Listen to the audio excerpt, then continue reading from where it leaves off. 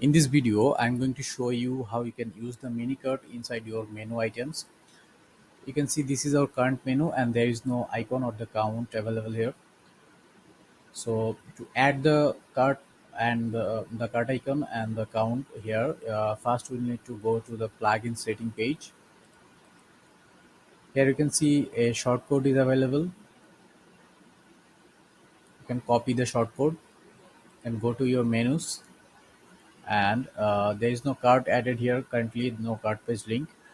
We can use the cart page, existing cart page, or we can use a custom link. Both of them will just work fine.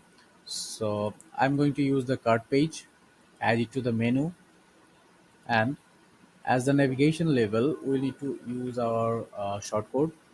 Let's save the menu, and in front end you can see our cart and the count is already showing here. So you can now you can check if it's working properly. First, let's add a item here. You can see it is updated instantly. We can click, we can keep clicking this add to cart option and it will be updated.